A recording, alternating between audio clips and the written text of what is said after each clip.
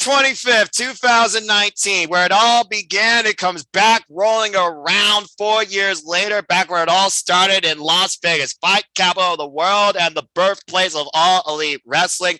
Place your bets, put it all on black, hope to hit high, hit the jackpot, and hope you don't bust. But King, it is literally 24 hours before Sunday night, May 29th. And you know what that means. Double or nothing is upon us. Hello, everybody, and welcome once again to another ATW View impromptu with the all elite pillars of ATW that started off from the very beginning. I am the Simple Man. My name is Noah Farza. He is the ATW champion. He is all elite, my brother. I face him in one-on-one for the ATW championship for double or nothing. He is, of course, again, my brother for life in professional wrestling. King A-Train, King Anthony, his house. King, it has been a wild, 3 years technically, but again, 2019 is where it all began. So, watching that, 3 years of math. It's been a wild time, and I think Tony Khan overloaded the professional wrestling. We talk about quantity versus quantity, but it should be a hell of a pay-per-view tomorrow night. But how are you after what we just saw, too, on Dark? Man, yeah, if y'all didn't watch Dark, go ahead and watch the always, air it afterwards. And we're still trying to get our brains together for after what happened after the Johnny Elite and Mark Quinn match when his dad apparently decided to do some random dance in the middle of the ring, and I'm not even going to try to do the dance on here on this channel. Please don't. Y'all know. Please don't. Y'all know my goofiness for 2-3 years on this channel, with the whole iconics crap and everything. So let's not go there while the inspiration is no longer wrestling. All right. So, but yeah, y'all get the point. I'm not gonna do that goofy, even because I got that out of my system before we went live. So. Oh my gosh, I'm weak from that. But yeah, again, AEW, it literally is a buffet of everything you hope to see and maybe don't want to see at times, but sometimes you're like, I'm glad I saw it anyway. In professional wrestling. And Tony Khan decided to stack the deck higher than a standard deck of cards with 13 matches this year on the double or nothing card. 1 buy-in, 12 main. What the heck are you on, you madman?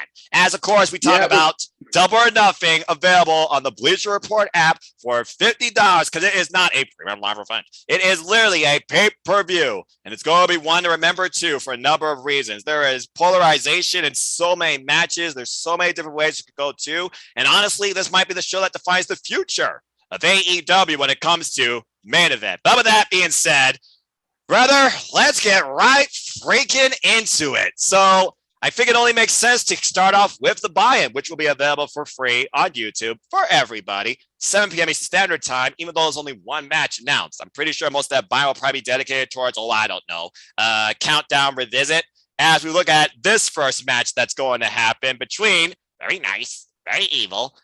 It's Come Alive, folks. Hook and Danhausen. Yes, you are not being fooled. Hook and Danhausen come together in tag team action to take on the duo of Tony Nese and Smart Mark Sterling.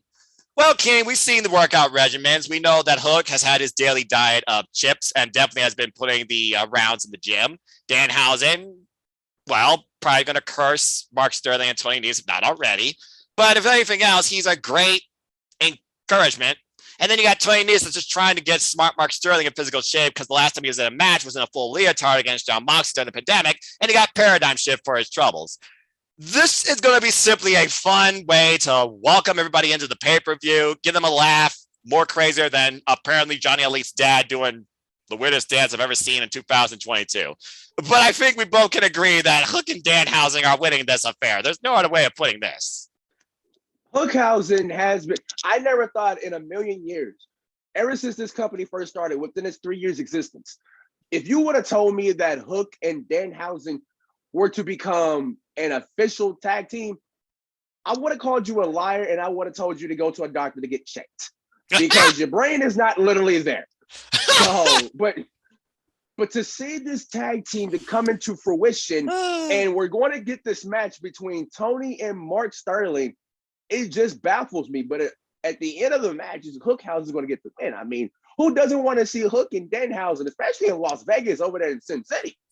I mean, that's a good introduction to get like people to basically, if they haven't bought the pay-per-view on Bleacher Report, to get, that's a nice way of bringing them in to be like, oh yeah, this is a good tone setter for what the main card should be, which we'll talk more about that later. But Hookhausen's going to get the win, obviously. It's just basically two against one at this rate. I mean, what's Mark Sterling going to do? Is he still going to pretend that, I have a neck injury, I can't compete?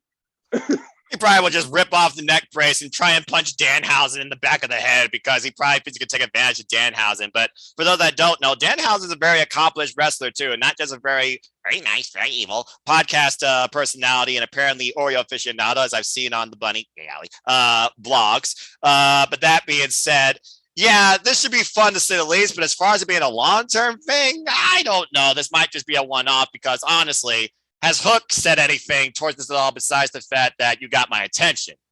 Well, we'll see what the aftermath is following this. I still think Chinese and Hook is the one-on-one waiting to happen.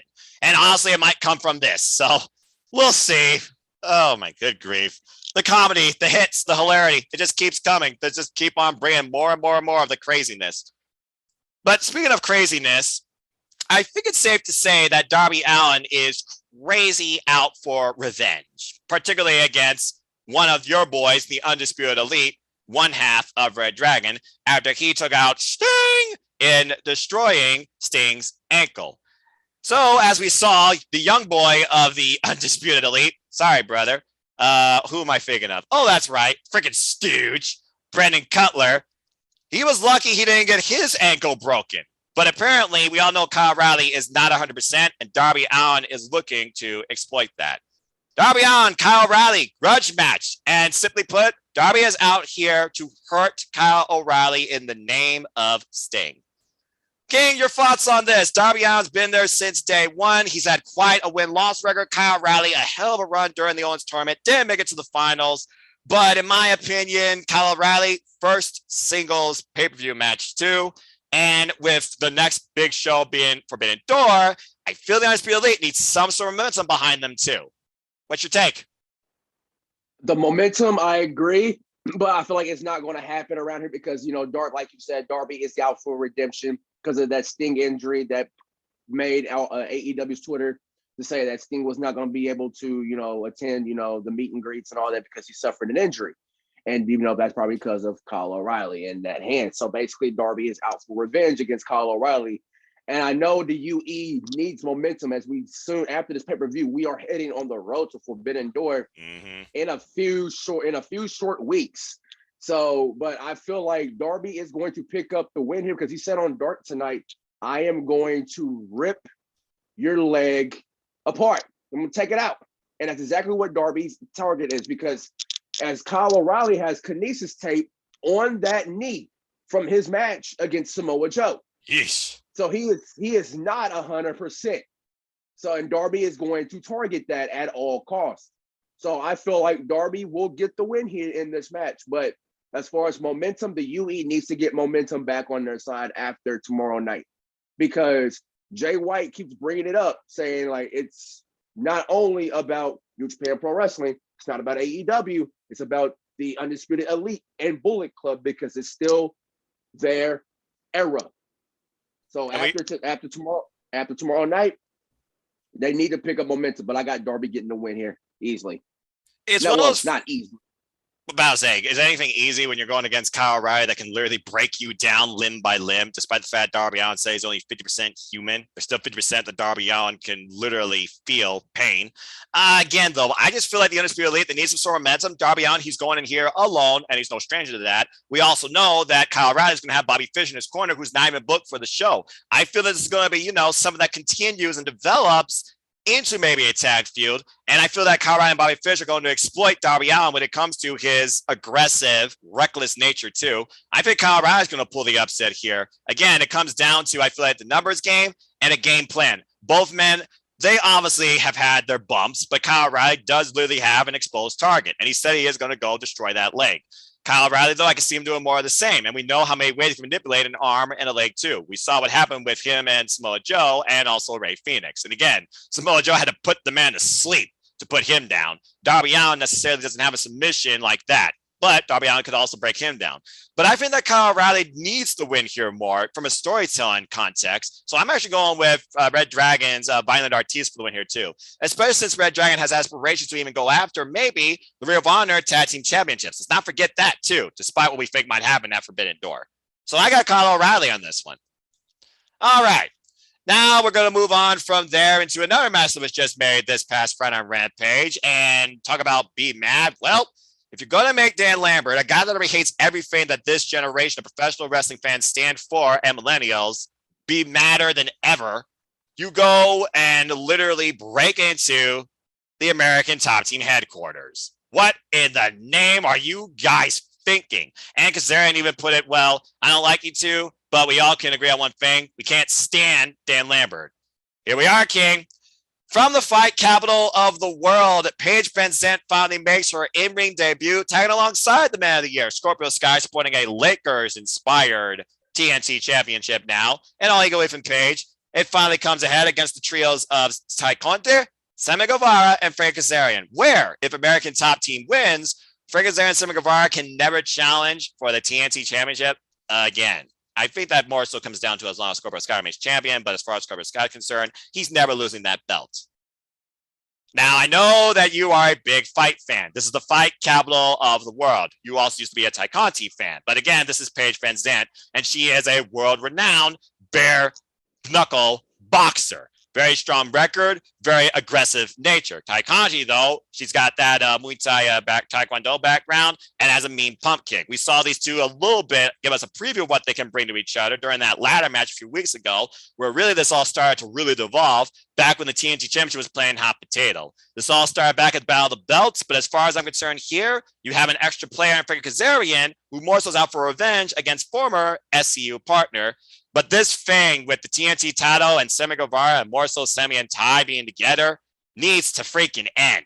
And in my personal opinion, I feel like American Top Team needs this win for everybody here to move forward. Your thoughts on this match? The TNT title scene, to go from where we are, from where we began with Cody and then Brody and then Darby and then Miro, and then back into the Sammy, and then back to Cody, and then back to Sammy, and then where we are now, it doesn't feel that prestigious as it once was with this TNT Championship. Because the TNT Championship was supposed to be the prestigious title to where Cody and Sammy, and they brought in free agents from the wrestling industry to come in and challenge for the TNT title, for that open challenge. The TNT title is what I used to look forward to when it comes to these open challenges. And because of the great matches and the great men who have held the TNT Championship, to go from that to what we are now, after this, Scorpio Sky needs to have a lengthy run with the TNT Championship and get it back to the value as it once was. Because basically, this TNT title scene has fell flat. And I mean flat. Don't get me wrong, I like Sammy, I like Ty, but I just don't like the way how they're being booked right now as we speak. So for that to matter, and for that, it's basically, you gotta give this to American Top Team. You gotta, and plus you gotta make Paige VanZant look strong here in the fight capital for her AEW debut as well. So yeah, I'm giving this to American Top Team. They need the win, so that way, like you said, we can push this feud and get this feud on out of here and give Scorpio a some more respectable challengers now. And move it past from Sammy, because Sammy in this whole TNT title scene, he needs to be up there with the AEW World title scene now. It's time. He needs to be up there. It's time. As far as Ty Conti goes, yeah, she needs to get back after the TBS or the AEW Women's World Championship. And I would love to see her versus maybe Thunder Rosa, but we'll talk more about that later. Yeah, all these men need to move on from this. And as far as Frank Kazarian, right now, Frank Kazarian, he's just an added player in this thing just to balance it out. Because again, if you were going to do trios, you had to have somebody else on the opposition side. And it makes sense with the history of Frank Kazarian and Scorpio Sky being the inaugural AEW Tag Team Champion. So there is that, bond, brotherly Noah fall there that went out the window during that great team's championship match where Ethan Page and Dan Lambert made sure at the end of the day, the title stays for American Top Team. But yeah, this needs to move on. And as much as I want to think that they might revisit Frankie Kazarian and Scorpio Sky in California, which is where they are next week for the first time ever, I need to see something different personally. So, yeah. And again, no way Page Van Zandt is eating the fall here. No freaking way. No. No way. There's no way. If anyone needs to fall on that side and makes us eat our words, it will be Ethan Page. Either Ethan Page or Frank Kazarian is eating the fall in this match. But in my opinion, Lambert needs to come make a play and freaking get his team the win, as much as I can't stand the guy. But this needs to move on. All right, now let's go ahead and move on to really the heart of this pay-per-view. Because at the end of the day, before Double or Nothing was even a thing this year, it was about paying respect, homage, and honoring one of the greatest there ever was. And he never got truly, I feel like, the respect and appreciation he deserved until this tournament came to fruition, King. And now we finally stand here with our finals. And we'll start with the men's finals because what a first time ever match that is ahead for us. As Samoa Joe, the Ring of Honor television champion, will now look to become the first Owen Hart Foundation men's tournament winner. And there only can be one first against a man that rivals a legacy when it comes to what he believes he is to what Owen Hart was. Adam Cole. Baby, and you're wearing the shirt. Kane, this is the first time ever. This is Ring of Honor. I do believe honor is real, but I don't think the result necessarily is simply undisputed. We see the drive of Samoa Joe, where he feels like at the end of the day, Adam Cole, you're just another target. We've seen the confidence. We've also seen the passion, and we also seen how that must need to do this type attitude of Adam Cole has come into play too. Samoa Joe overcoming, of course, Johnny Elite, but also, as you said, Kyle O'Reilly, after already being banged up by Jay Lethal and his cronies. Adam Cole, not an easy road either, defeating what I thought was going to be the sentimental favorite of this tournament, Dax Harwood, and then overcoming Jeff Hardy, even with a little bit of pre-match assault beforehand, too. But now we're at our finals, and again, there only can be one first. And ever since Adam Cole showed up in AEW, he's not had the strongest pay-per-view record, too. Full Gear came up short. Revolution, he came up short. Double or Nothing. Does he finally get the W here in this prestigious tournament? Your thoughts on this? Before I get my thoughts on this, shout out to everyone who has participated in my bracket challenge thus far. If you have Cole winning on your men's side, you better hope and pray that you have Cole winning this Owen Hart Foundation men's tournament. Because if you do, and if you did, like I said, if you watch the ATW View bracketology video on the Owen Hart video, you will win a AEW t-shirt on me that I will pay for you exclusively of your choosing. So basically, if y'all watch that video, y'all know the rules of it. If y'all haven't, I'm gonna give you the rules basically saying that if you win the Owen Hart Foundation Tournament Bracket Challenge on the men or on the women's side, or possibly even both, you will win an AEW shirt exclusively paid for by me. All you got to do is just DM me your name, your address, and your shirt size, and the shirt, and just send me a screenshot pic of the shirt you want. So that's that. Respect. Man, these two go back. Like you said, Ring of Honor. I'm gonna bring up another promotion. I'm gonna bring up another. Oh, I know exactly where you're going. And they didn't capitalize it there too. Again, first time ever these two are facing each other in one-on-one action. These two had I felt like a program set up in NXT when Joe came back to that brand and he coquina clutched and put to sleep Adam Cole, and right near the parking, like right near the back entrance of the backstage area. I thought that was going to be a program there. It was set. The seeds were planted, but they never did capitalize on it. And I was like, oh, you kidding me? But now here we are, 1 year later, and now we are getting this match. This is where, in my opinion, the unpredictability begins for me. Mm-hmm.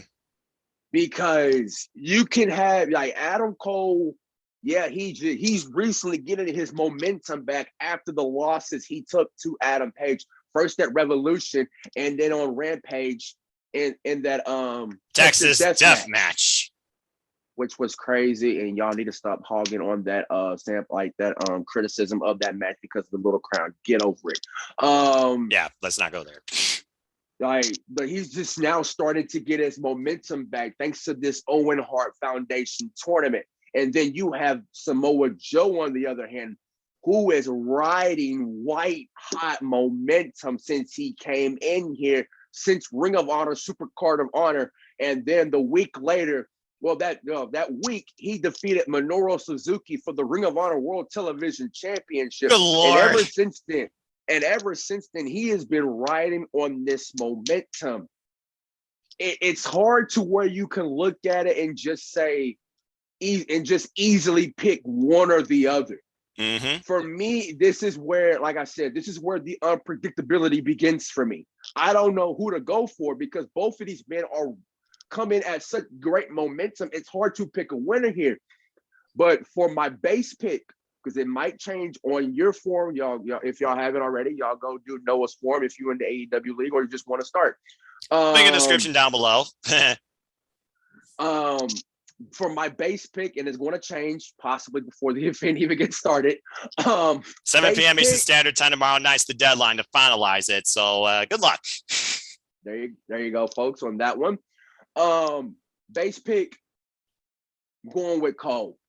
Like I said, it might change, but I'm going with Adam Cole. Adam Cole is winning it out of the men's side.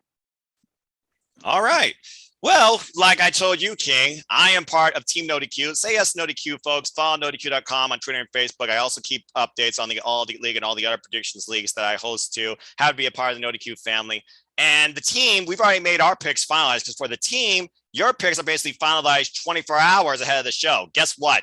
We're now within 24 hours of the pay-per-view. So my picks are final. And for my pick, I went with Adam Cole Bebe, solely because, like you said, he has had momentum redefined since being a part of this tournament. And Samoa Joe, yes, he's out for everything, but there's already a storyline waiting for him with Jay Lethal and that giant and a steel pipe. Remember, it was Jay Lethal who used Samoa Joe's own steel pipe against him after Samoa Joe beat Johnny Elite to make him a vulnerable target where you thought you were going to get Adam Cole versus Kyle O'Reilly. And in a sense, Adam Cole probably felt that that was the plan going into this show too.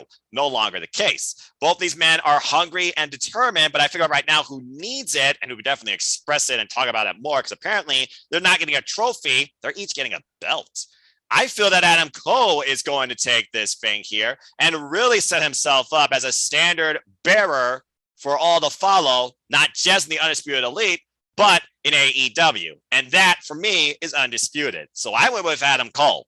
And again, like you said, it is a pick'em. It is a who's who. All these contests have been pure bell to bell. It's what happens before or afterwards. I think that's going to define the future of both these men too, particularly this identity of the Owen. And again, we're talking about Owen Hart here. You and I, we've been wrestling fans our whole lives. I was born in 1992. I remember matches with the Hart Foundation and British Bulldog and Shawn Michaels, you listed, et cetera, too. Owen Hart, of course, also has New Japan Pro Wrestling background, being one of the greats that worked a lot in the junior heavyweight division. Former King of the Ring, which really was his first real big break, in my opinion, and still is underappreciated, I feel like, to this day. And then, of course, we cannot sleep on what happened at WrestleMania 10, the Battle of the Brothers with Bret the Hitman Hart and Owen Hart, where Owen got the W. And the fact that this company, this professional wrestling company, had enough identity and trust from Martha Hart to be able to host and honor that man, that legacy too, that is tremendous respect right there. You and I could talk all night probably about what this means. And also, the fact that Martha was sitting press box, skybox, and they were showing multiple cameras of her, like multiple views of her on like separate occasions on Dynamite on that Wednesday she showed up. Can y'all not tell by the smile on her face with the little peace sign that I kind of laughed at that when she did a little peace sign on camera on TBS. I kind of laughed at that. That could be a chuckle too. I'm not gonna lie. But can y'all not tell by the smile on her face that she has found her love for professional wrestling once again? This is what AEW and the rest of the, well, besides over there in Stanford, but besides them, this is what AEW, Impact, Ring of Honor, New Japan, and all other wrestling promotions, this is what they love to do. They love to bring back fans and have that passion for professional wrestling and that love once again. And Martha Hart, who has gone through a lot since that night at Over the Edge, in Kansas City, Missouri, over there in Kansas City, she has gone through a lot of grief and pain with professional wrestling. And it just takes one company and one man to revive it all. And that's exactly what y'all saw on that night on TBS when you saw Martha Hart. Martha Hart, folks, once again, has found her love for professional wrestling. And you can thank AEW and Tony Khan for that. And the little kid's the future professional wrestling fan, no doubt, too. And we also know that Dr. Martha Hart and her son and her daughter will be there to present the winners of both the Owens, too. So there you go. But all right, right now, we both say Adam Cole. But again, will Joe kill him? That is yet to be determined. All right. Now, you already told me you haven't finished watching Rampage yet, correct? Correct. You did not see Ruby Soho versus Chris Statlander, but you're aware of the noise afterwards, right? I was aware of the noise when I saw it on Twitter, but man, Well, guess what? You're going to kick off talking about it because you know both these ladies very well. And right now, who's the babyface? Who's the bad person? Who has the ace up their sleeve? Because the women's Owen comes down to Dr. Britt Baker, DMD. Don't forget it. Against Ruby Soho, whether the crowd likes it or not. A tremendous semifinals match with Ruby Soho and Chris Statlander, where she just got the better of her, counting the spider crab into a roll-up type maneuver. Once again, barely surviving this more than before athlete by the skin of her teeth, much to the crowd's chagrin, it seemed. And of course, we also know she overcame the first AEW Women's World Champion in Rico in the opening round. Nice game about two, and she said that was the toughest match of her life. Her back probably still killing her. When it's probably now, her back's even worse after how much impact Chris Statlander did against her. And then you have the role model, the very first female signing to AEW, the one with the undefeated record at Double or Nothing, where not only she won the first ever women's contest in 2019 against Nyla Rose, Awesome Khan, and Kylie Ray, but also she won the AEW Women's World Championship last year at Double or Nothing against Hikaru Shida. She only missed 1 year due to injury, and even then people wonder, could she have beaten Chris Statlander? We already know she has a victory over Chris Statlander back at All Out last year, but Chris Statlander is out of the tournament. Dang it. But here we are, the one with the strongest, hardest work ethic, it seems, in and out of professional wrestling.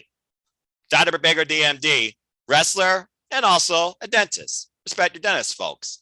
Does she make history once again, or does this driven Ruby Soho here for revenge and a receipt, it seems, at their offer at Ash Stadium, finally get the better of Britt? Does Britt do it on her own, or does her entourage come into play, like Rebel, not Reba, and Jamie Hayter, dang it, who also fell short against Tony Storm? But of course, we know that the Breaker DMD overcame not only Maki Ito, but Tony Storm.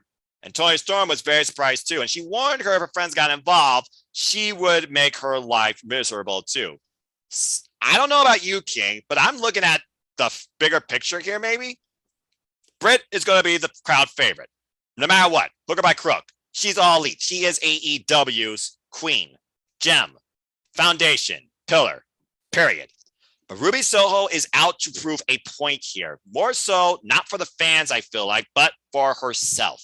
And we've seen her and Tony Storm. They seem to have pretty good chemistry together and a similar mindset. We've seen them in tag team action. And Tony Storm got screwed, stole it, by Jamie Hayter. I feel like that Jamie Hayter and Tony Storm might come into play here too, but it comes down to whose plan executes properly and gets the win in the end too. So with all that to think about, and this being, again, the women's zone, where you have Adam Cole, the DMD's baby, with the win, does the other half get the W too? And this is where I feel like, because over there in Stanford, they always do first for everything. Mm-hmm. And in this case, I don't want AEW to copy that system. This is where I feel like, in my opinion, it's a one-sided trap if you do that with Britt. Don't get me wrong. We've seen Britt in the ring. We've watched her grow in the ring. We've watched her grow on the mic and on TV time. She is an absolute gem. No doubt about it. Homegrown AEW talent, in my opinion. But if you give Britt that first ever Owen tournament winner on the women's side, you're never going to hear the end of it. Because they're always going to say, Britt's first this, Britt's first of that, Britt's first of this, Britt's first of that. It's true, though. You switch it up? Why didn't you switch it up? And then Ruby, on the other hand, yes, they have fought before. They have fought before on Grand Slam Dynamite at Arthur Ashe. Britt got the best of Ruby there. But that was with the help of Rebel and Jamie. Yep. Ruby didn't have no help. But if, like you touched on earlier, if Rebel and Jamie come into play, you also got Toni Storm, who was willing to help out Ruby Soho. So in order to avoid that one-sided trap, I give it to Ruby. I give it to Ruby to basically say, so that people say, oh, Britt did put somebody over. Like Britt hasn't put anybody over before. I mean, for crying out loud, she put over Thunder Rosa at Revolution because Thunder Rosa deserves it, which we will talk more about that later. Oh, yeah. But my pick, I'm going with Ruby. I'm going with Ruby Soho here to make up for that. To make up, for my opinion, to make up for that TBS championship, tournament loss she suffered. She needs a big high stakes win here, and this is it. Yeah, she lost in the finals, of course, to the current TBS and only TBS champion so far in AEW history. So I do see what you're seeing there. But again, everyone was definitely pulling for Chris Statlander. And ever since Ruby Soho has become part of AEW, she has truly redefined herself and evolved herself in a way too. So that being said, though, again, Breaker DMD, she's done it all. She's done all the first, like you said, first ever lights out match, first ever women's steel cage match, first ever match of the year candidate for the women, of course, through Inside the Ropes and all that type of stuff. She already has done so many first. She is one of the top stars in all elite wrestling. So yeah, I'm actually with you on this one. I also picked Ruby Soho to get the win here too, because at the end of the day, I want to see something different. And right now, based on Ruby Soho's drive, it might cause Ruby Soho to turn heel here too. And after the scorching promo against the entire double women's division by Breaker DMD in Britsburg, which she returned after boycotting, after losing the double women's world championship to Thunder Rosa in that steel cage, after she did retain at Revolution, actually. It just makes sense to me right now that there might be a whole different paradigm shift in the dynamic where Britt right now might be the baby face you get behind, and Ruby Soho might become her villain. So with that being said, yeah, I got Ruby Soho going over here too. I'm expecting an upset. I'm going with an upset. I think it's going to be an upset because, again, with Ruby Soho, she just rolled up Chris to make it to the finals. It was not an easy win. And again, go watch that match. It was the main event of Rampage. It was so damn good. And Chris Statlander, mark my words, is a future champion more than ever. In that simple pre-match statement after Mark Henry questioned her was enough right there to show me she's 100% damn serious now. And you best be also about it too when it comes to her. No more boobs. All right. But speaking of women, speaking of Chris Statlander, speaking of TBS Championship Tournament, speaking of the TBS champion, why don't we go ahead and, King, I know I usually give the backlog, the prelude. I give all that stuff too, because you know me, I'm the analyst. Heck, I'm the commentator for the Jeff Meacham Network too. Hi, Jeff. But I think it's only fair to say that the biggest baddie fan here on ATW should first start talking about this match. So go ahead. Oh man!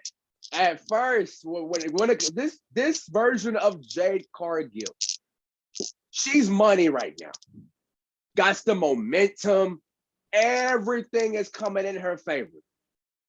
My God, like when I heard reports that she's been coaching, she's been training, and y'all can notice that She's getting better on the camera. She's getting better in the ring.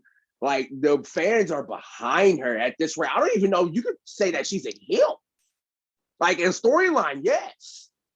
But as when it comes to us fans, she's not even a heel no more, in my opinion. She's more like a face because the crowd reaction she's been getting has been nothing but face reactions, in my opinion. And plus, you got to add along the fact that you got Red Velvet and Kiera Hogan, which Red Velvet should have had a first round bye in the Owen. Those are my words and my words only, and I'm sticking to it. Had a first round bye, should have got a first round bye, but I digress. Chris Statlander won that fair and square, and you just can't accept that. As we move on past that little debacle that I just planted, Jade Cargill right now is basically money, and I hate to say this, and like I said, like I know we were talking about it earlier, we will talk about it, the women's scene with the AEW Women's World Championship later. I feel like Jade Cargill has been booked more importantly than Thunder Rosa, and that's awful for me to say. But you're not wrong to a degree. Exactly. And then you have Anna Jay, who homegrown, she's grinded, she's come a long way. Ever since she's been with the Dark Order, she's not like everything's been going great for her. And then basically, this ain't the first time these two have squared off. This ain't the first time. Anna came this close, but that was before even a TBS championship came into picture. Jay still got the win over Anna Jay. But now with high stakes, wow, basically we revisit this again, but this time champion and challenger now at this rate. Jade is riding on momentum, who is also coached by Brian Danielson and trained by Brian Danielson, just in case for those that don't know. Right. That's the reason why you see her in the ring and basically just getting everything down so smoothly and still working on to becoming a better version of herself than we saw her from when she first debuted. Yeah, I was with Shaq. And then you have Anna Jay, who basically high stakes for her.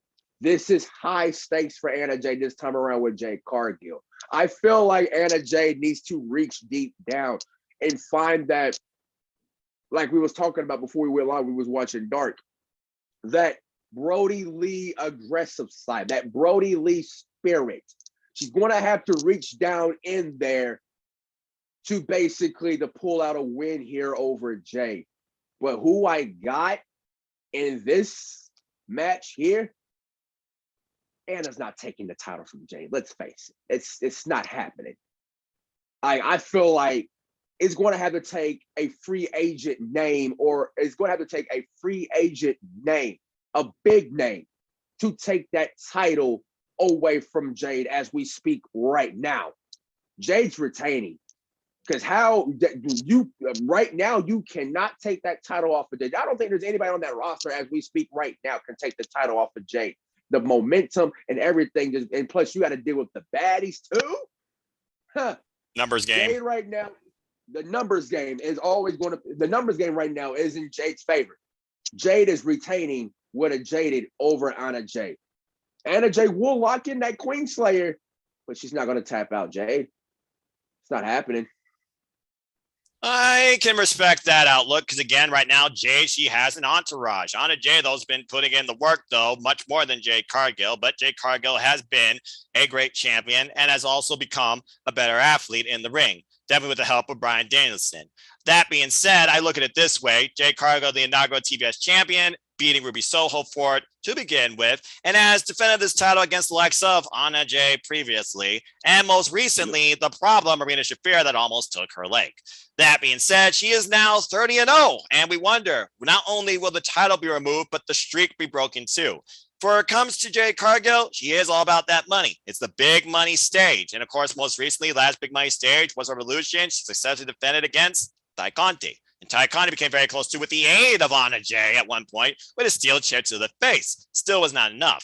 It makes me wonder, what does it take to break down the stature, the strength, the power of Jade Cargill? And also Jade Cargill now is applying more mat-based dynamic mechanics. Why I find Anna Jay more of a striker. I don't know how much of a mat game Anna Jay really has to maybe counter that. And if Jade exploits that, that might play in her favor too. But then you got the baddie section that probably will be at ringside. I'm not just talking about Kiera Hogan and now baddie Red Velvet, who also come into play as well, while Anna Jay, maybe John Silver, but honestly, there's nobody really in her corner. And this match was also made literally on the fly just 1 week ago on Friday because, well, Anna Jay prevented the baddies and Jay from beating down who I think personally, King, could be not only a future challenger, but the next TBS champion, Chris Statlander. I look at Chris Statlander and I think about, again, her evolution, and she's friends with Anna Jay too, and she overcame one baddie. And I feel like right now, with all the subtle, just face-to-face interactions, it seems, inadvertent or not, backstage, you've seen it too, with one Jade Cargill and Chris Statlander in the same frame.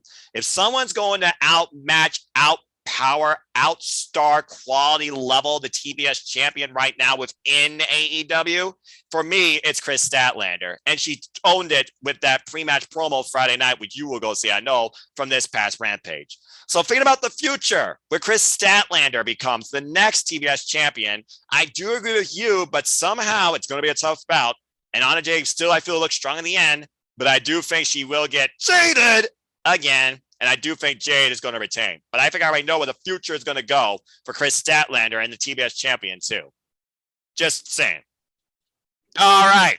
And again, respect that bitch. Simple as that. Literally. I mean, it does again. I don't think you can be more literal than that. All right, let's go ahead and move on back to men's side of action as we have trios tag team action. And boy, it took this long to finally have the original three. Dadgum.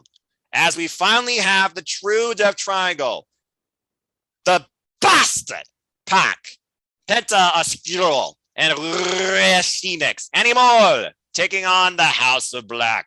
Malachi Black, Buddy Matthews, the Executioner, and of course, the other half of the Kings of the Black Throne, Brody King. Ever since the House of Black basically have disassembled Death Triangle in their favor to build this house and bring forward the Executioner, Buddy Matthews, we've seen Pac blinded, but now he sees, and he will not humble himself to Malachi either. We've seen Penta go darker, back to Lucha Underground roots, and has become Penta Oscuro. And Rey Phoenix now is finally back from injury, and he is Animal. And subtly, the House of Black's message is we are here to give the fans what they deem was worthy through their sadistic, masochistic, violent nature. And as always, we hear the house always wins. For me, though, I think about this, the future of the House of Black and what could come next for the Death Triangle. In my opinion, Death Triangle is a stable of three key singles stars. The House of Black is a united front that stands for one message. And I don't think they're done recruiting either. We subtly saw the exchange with the Varsity Blondes and Julia Hart, who we thought was going to give in like a Nort out of Kingdom Hearts, but didn't yet. And yet we haven't seen Julia Hart since that angle. Alex Abrahantes, of course, is in the Death Triangle's corner. Who's to say that maybe not Julia Hart, but some member rises and joins the House of Black? And I could already see maybe tensions rising within Death Triangle, combustible elements. If maybe Penta or Rey have a fallout and we have a battle of brothers, the light and the dark. And as far as Pac goes, he has history with the current AEW World Champion. But for me, I feel like here in Vegas, you don't bet against the house. And I think the house will win. I have the House of Black. Your thoughts on this match? I'm in the same boat as you, and I'm glad we got the original three back. Unlike Revolution, when James did the whole with Danhausen thing, he said Rey Phoenix but bigger on our Revolution predictions and preview video. How dare he mock Adam Redbeard? Eric Redbeard, excuse me, botch. Adam Redbeard. Who's Adam? You want to Adam Sher and Eric Redbeard? But let's not bring up that name. But I'm glad we got the original three back. It's like you said, it's about damn time we got them back. But ever since House of Black they've been like got Buddy Matthews, the momentum has been up and down with the whole Fuego thing, and I'm glad after now they didn't have to deal. Well, they don't got to deal with Fuego. Hopefully, not anytime soon. And hopefully he And, learned his lesson. The Phoenix rises again. How many times does the Phoenix repeat the same mistake? Exactly. Insanity. So, but with this House of Black and finally the original three of the Death Triangle, I'm with you on this one. The House always wins. Never bet against the House of Black. I mean, I'm glad they're back, but also, how can you bet against the House of Black? I mean, they just get stronger and stronger. I feel like with every match. And I feel like House of Black needs more momentum for themselves too, while you have the pair of former AEW Tag Team Champions and the Bastard Pack with a victory over Heyman and Page and Kenny Omega too. They'll be fine no matter what, because at the end of the day, they're just three pissed off men that are out to break somebody like they broke the factory tonight on AEW Dark. Ouch.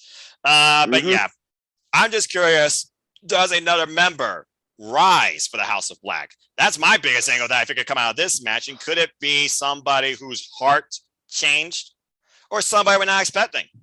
Either way, I think we're getting some sort of surprise show up at AEW Double or Nothing, whether it's a new signing or somebody reincarnated on the roster. I have a feeling somebody's going to show up, but we'll talk about it in the main event because I have a theory. We'll talk about it. Again, Double or Nothing. When it comes to the quality versus quantity, it's like wait and see at this point, but also how much can you endure? Again, Tony Khan, I think you just may have played it a little deep here because I don't know if people can survive a WrestleMania 35 level repeat, except your quality is there, but there's still too much for one show. Exactly. And plus now the fact that, there is a game 7 of the NBA Finals between the Heat and the Celtics now. And they're competing against sports, and that's what Tony Khan wanted to avoid. Oh, shoot. But also, Tony did say that he is prepared. So he's going to put the best matches towards the later down stages of the show. So we're going to get the matches that we feel like he's going to save the big matches for later on the show, because he did come out and say on the media call, because somebody asked him a question. So if there was to be a game 7 of the Heat and Celtics NBA Eastern Conference NBA Eastern Conference playoffs, of the finals of the NBA playoffs, they said, are you prepared to, basically for that? Yes, he is well prepared, and he's going to save the big matches for later on in the show. Wise move. Again, this man, he recognizes what competition he's dealing with, and it's not the WWE, it's sports. And people that keep comparing these two companies, get a life. But you did talk about big matches. We talked about a lot of matches with unpredictability. Well, King, we call whose house your house, but I have to ask you at Double or Nothing, will the AEW Tag Team Championships belong in Swerve's house? Or do we finally see FTW claim legitimate championship gold too? Or do the champs once again outweigh the odds and come out in victory too? This, in my opinion, is one of the top 3 biggest matches of the night. And you kick off first, as we have the AEW Tag Team Championship triple threat. Keith Lee and Swerve Strickland, Swerve in his house, versus Team Taz's Powerhouse Hobbs and Absolute Ricochet, the current FTW champion, versus the current AEW Tag Team Champions, Jungle Boy and Luchasaurus of Jurassic Express, in triple threat tag team action. Once again for the champs. Odds are not in their favor. And with the way these teams are set up with a unique hybrid wrestler and a wild powerhouse, no pun intended, except for one team, this match is anybody's game. Anybody's game except for Jurassic Express, in my opinion, because I do like Jurassic Express. I'm a fan, not a big fan, but I'm a fan of Jungle Boy and Luchasaurus. Been that way since day one. But I feel like when they first got the tag team titles, I was excited. I was happy because I was like, okay, we're finally going to see a Jurassic Express AEW tag team title reign. And it's been up and down, and thus far, it's like a heartbeat. Up, down, and then flat. I feel like you need to take the titles off them. No disrespect to both Jungle Boy and Luchasaurus, because Team Taz over there, Hobbs and Starks, they're how can you stop them as of late? I mean, let's be specific here. And then you over here, you got Swerve in Our Glory, which white hot right now with Keith Lee and Swerve Strickland with Swerve Stomp and everything. Oh my, their tag team finishing move is just basically, mwah, love it. I love it. The chemistry. Impact. No pun intended. Keith Lee and Swerve Strickland's chemistry in that ring. This ain't the first time they tag team together, folks. Just in case y'all wondering, this is not the first time that they tag together. Just go look at their history on YouTube. It's right there on YouTube. So That's right. I mean, so their chemistry together is just so well gelled. Like you have a hybrid. I mean, you have an agile, speedy. I feel like technical wrestler in my opinion, and Swerve, and you just have a athletic big man in Keith Lee, like who should not do stuff for a 300+ pounder. Just saying, you don't do stuff. There's a reason why it's called Limitless, King. And then Powerhouse Hobbs and Ricky Starks. I mean, what's more to be said? They made Rampage their house. I mean, basically. But now I feel like this is Ricky Starks and Powerhouse Hobbs' time as well to get their first legit championship. No pun intended, Ricky. As what Christian said on Dynamite, no pun intended. This is like their first chance to get a real chance at a championship belt. I'm torn and I'm stuck between Keith and Swerve and Team Taz. I'm just gonna put it like this, and I'm like I said earlier on the Adam Cole and Samoa Joe base pick. I'm going with Swerve in Our Glory. Base pick.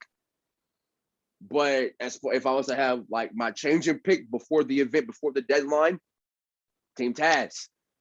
At this rate, you gotta get the titles off of Jurassic Express. Gotta get them off of them. If not, then when you gonna do them? Because basically, I don't think anybody, well, at least people that I've talked to, are willing to sit through another few months of this Jurassic Express reign. Like I said, no disrespect to both Jungle Boy and Luchasaurus, but with the momentum that Swerve in Our Glory has been getting, and then plus you have Team Taz involved in here too, you got to give it either one of both of them, one of the other, because their momentum has been rising. That's fair. I think that's a fair argument. Since Jurassic Express won these titles in the birth of the TBS era, overcoming the Lucha Brothers, and Jungle Boy, a pillar of AEW, finally got his first title here. And Luchasaurus has been always impressive. We've seen them overcome the likes of the Ass Boys, also Dark Order, and most recently, I know they have more reigns than that, but I'm just trying to remember them all. It's a lot to remember. But their biggest triumph was at Revolution, where they overcame two of the best tag teams in professional wrestling history, the Young Bucks, former AEW Tag Team Champions, and Red Dragon at the same time. Now they have another freeway dance, but a whole different dynamic when it comes to these teams in bright young AEW, youthful up-and-comers, Powerhouse Will Hobbs and Absolute Ricky Starks, representing that FTW Attitude Currency Team Taz, and then this unique, most recently formed brand new hybrid team of Shane Strickland and Keith Lee. I do feel like at the heart here, you look at the continuing feud of Swerve in His Glory and Team Taz, and that could be the fallout here. But again, if the champs exploit that, they could come out here in the end.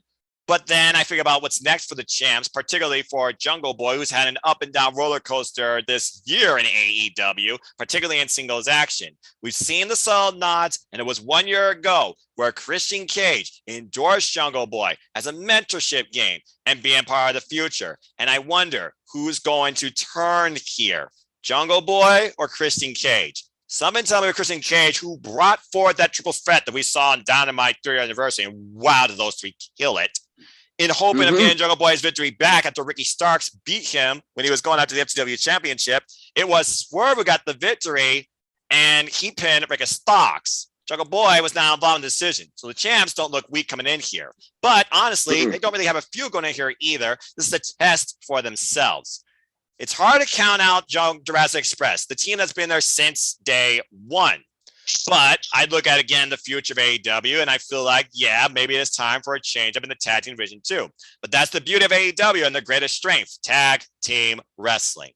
So while you went right now with Swerve in his glory, I do think there will be new tag champs, but I went with Team Taz. When it comes to Team Taz, they have been the standard bearers of Rampage. I can see them honestly defending those titles all the time on Rampage. Ricky Starks has all the charisma, all the moves in the world, so much youthful experience.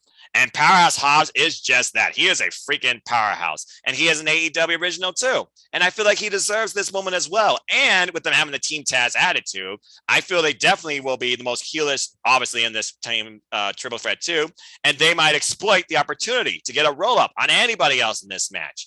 It comes down to me if Jungle Boy finally gets the best of particularly Ricky Starks, or if Team Taz gets the advantage over a team they already beat, or finally pin one half of the tag team champions where it matters. Either way, I got new tag champs, but I went with Team Taz.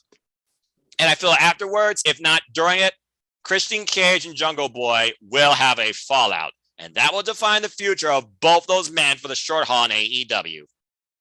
Yep, I feel like Christian will be the one. Like people are saying Christian will be the one to turn heel.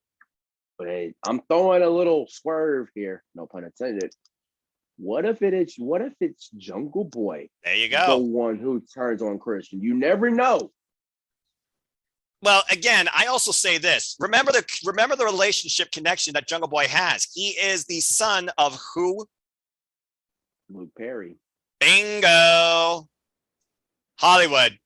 Jungle Boy goes Hollywood. And maybe Anna Jay, his girl, joins him. A whole new dynamic for both of those athletes in AEW, based simply maybe off what happens at Double or Nothing. And Jungle Boy, again, he's been a fan favorite. But imagine the twist if Jungle Boy goes heel and attacks Christian Cage and Luchasaurus is the peacemaker in the middle. Again, either way, there's a change coming to Jurassic Express, and particularly Jungle Boy and Christian Cage will be the parties involved. And I think it starts at Double or Nothing with new tag champs. All right. As we move on from there, the tag team action doesn't slow down, does it, King? Because you are elite, the elite, but will they be deleted?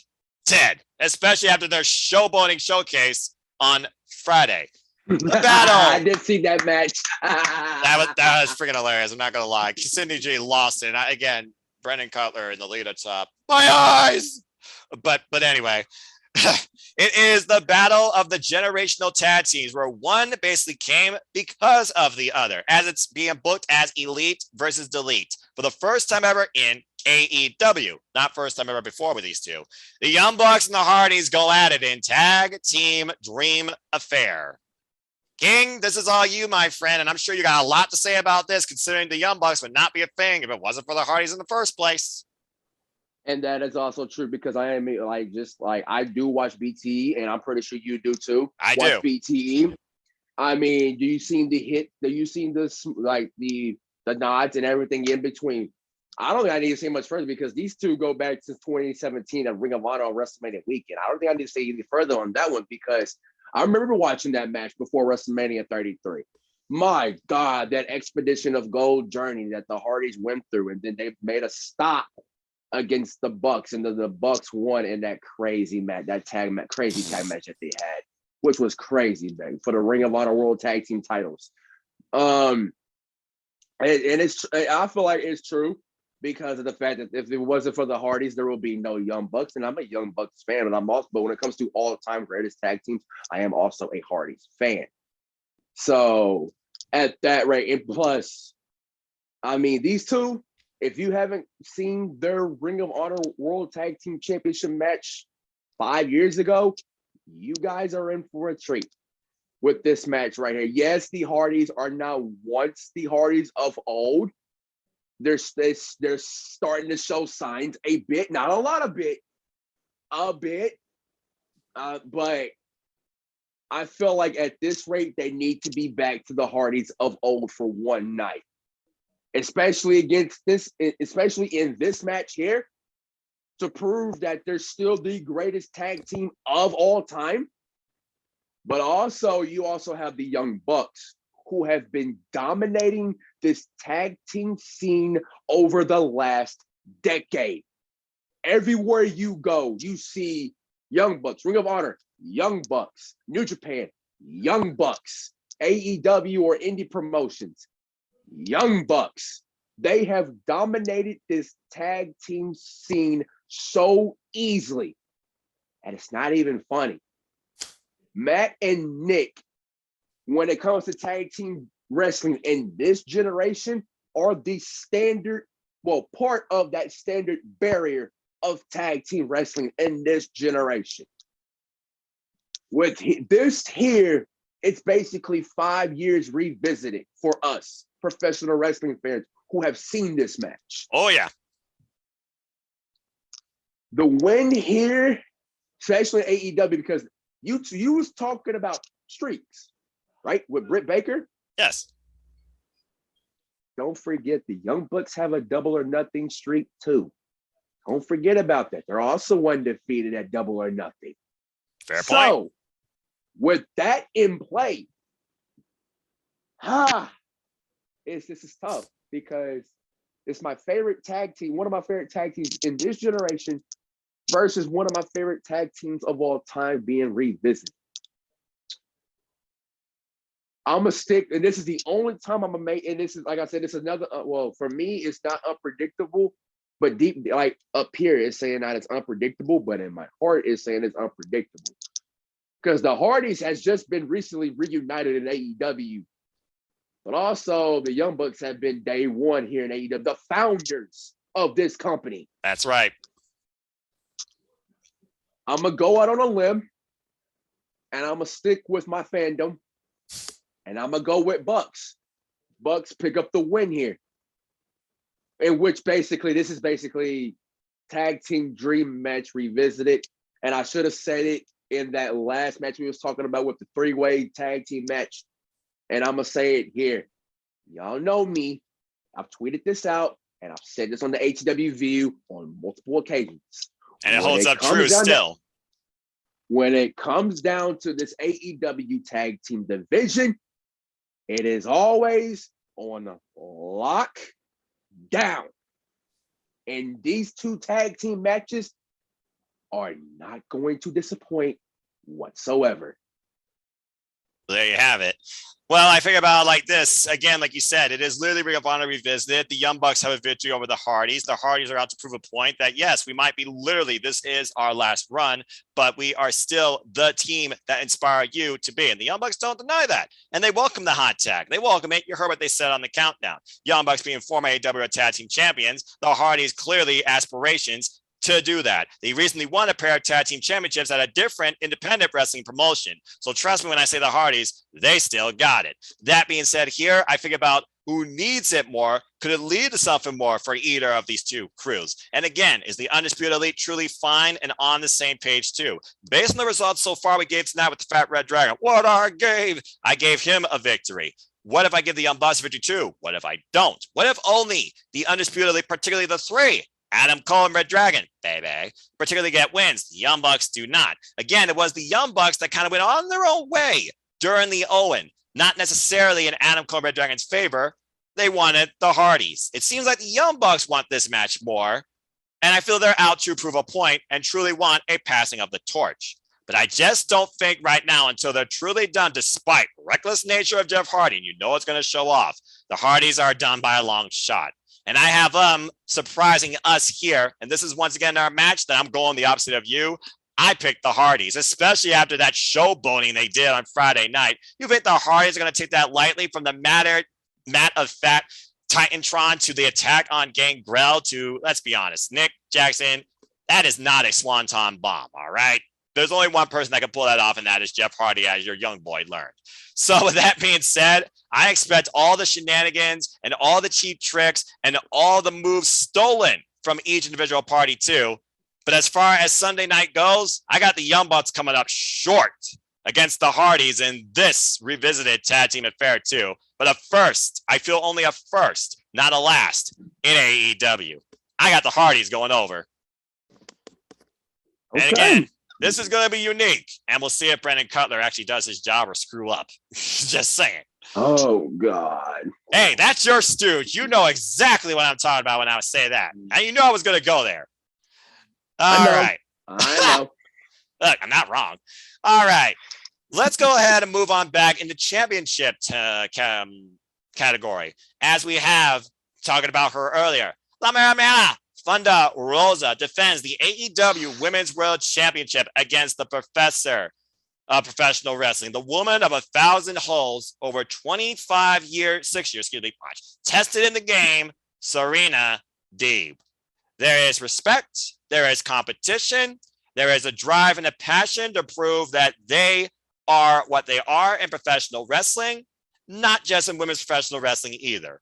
Why one was originally inspired, that is out the window now, as we heard straight from the person this past Dynamite.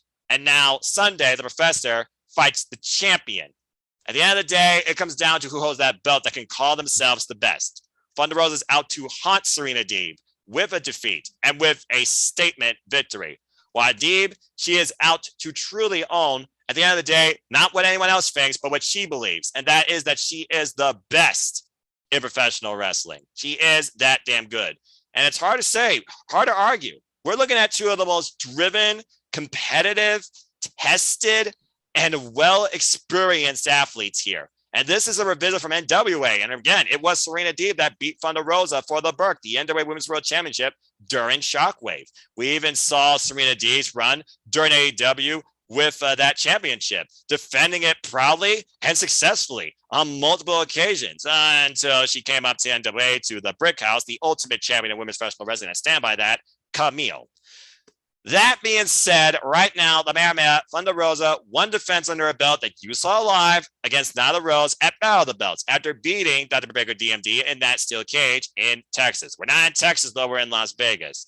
But for me, I'm not betting against the Mera. I still think it's too soon, and I hope she's better presented, and I hope she becomes more of a fighting champion on the AEW product, too. So with that being said, this is going to be a hell of a contest, taxing physical for both. And I feel Deeb's going to push Thunder Rosa even harder because, again, Deeb is the more experienced here. There's no doubt about that. I do have Thunder Rosa retaining. Your thoughts on this match, King?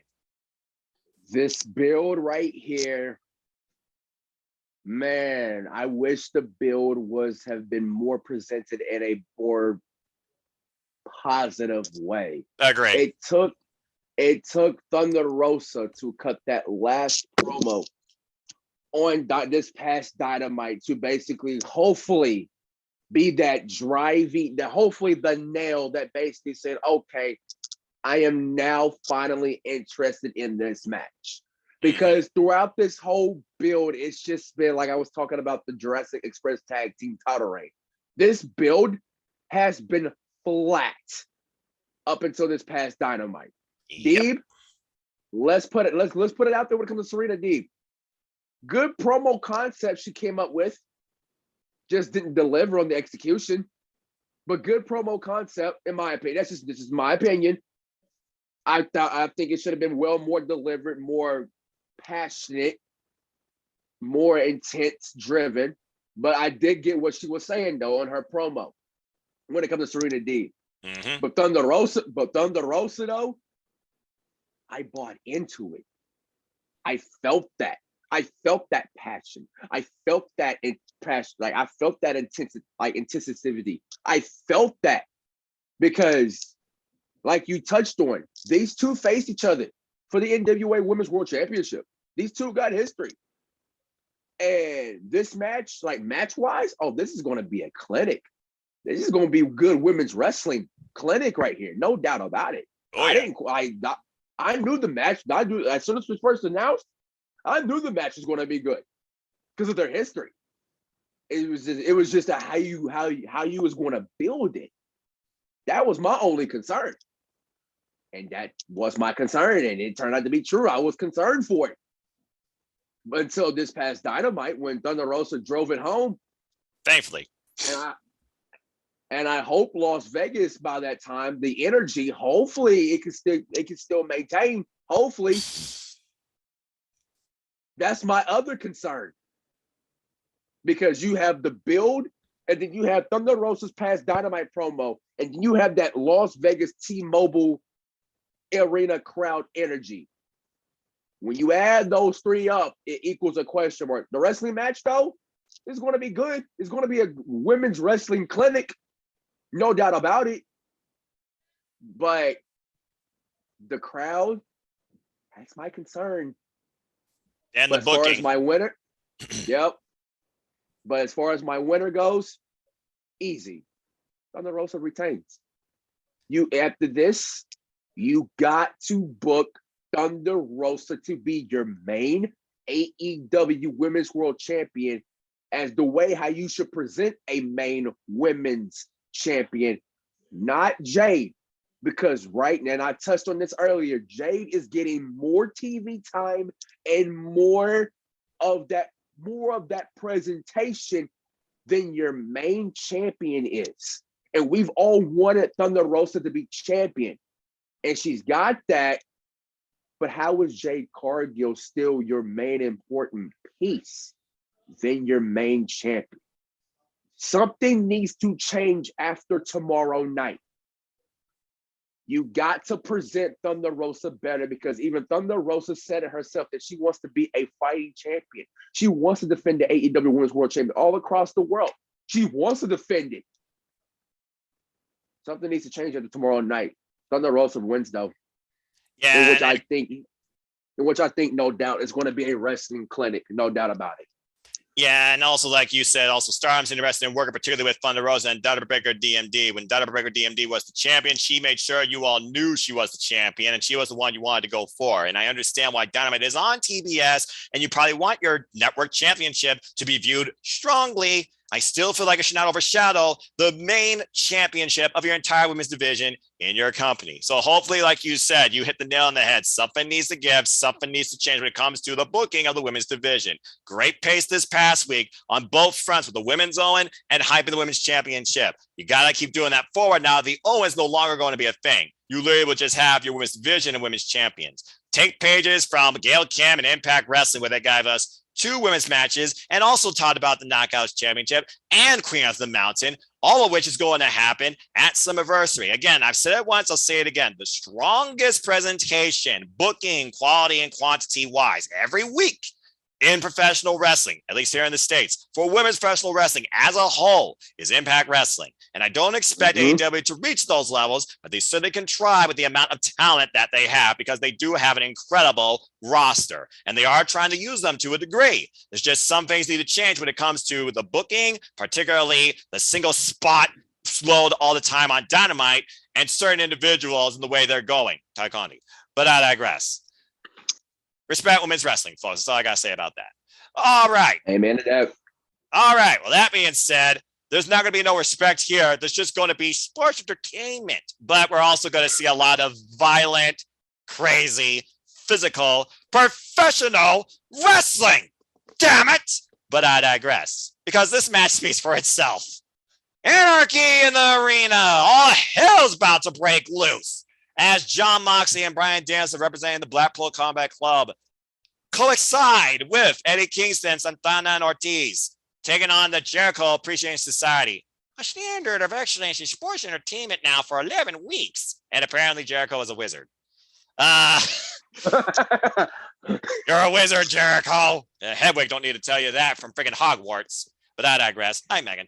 That being said, this match is going to be interesting. This will definitely be the match that wakes up the crowd at some point and will be the most interactive. Hopefully nobody gets hurt or gets hit. I expect popcorn machines, Dippin' Dots, baseball bats, fireballs, madness, blood, insanity, craziness, and maybe even Regal's death face, whether he's on commentary or punches Chris Jericho in the face. We heard it on Countdown. We heard it on commentary. We've seen it in the ring. The Jericho Appreciation Society is a united front. There's no doubt about that. As far as Eddie Kingston goes, he's a man that's out here truly on his own, but he's got his boys, always got his back too. And Jon Moxley is well aware of what this man is too. That's why he respects him so much. Because no matter what you think, Eddie Kingston, good, bad, heel, face, indifferent. Honestly, he don't even know those wrestling terms. He's just a wrestler at the end of the day. He's a fighter. Eddie Kingston is 100% real. And that promo he just did on AEW's Twitter about fighting his past demons, oh, man, real freaking respect. But that being said, Bryan Danielson pretty much summed up who I like better. Personally, I like Chris Jericho better. But again, I like being a professional wrestler. And that's why I love this dynamic so much, because while Bryan Danielson is a professional wrestler, he did make it to the top in sports entertainment. So he loves this dynamic. At the end of the day, though, Regal just wants Jericho to get punched in the face.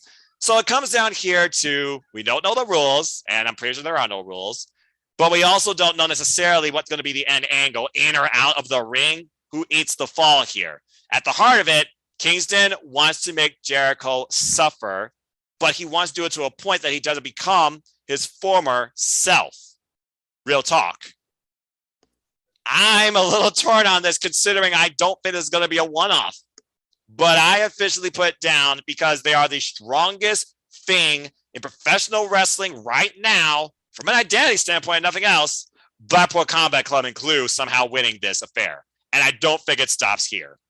King, your thoughts on this madness in this 10-man war that's coming forward? 11 if you count Regal.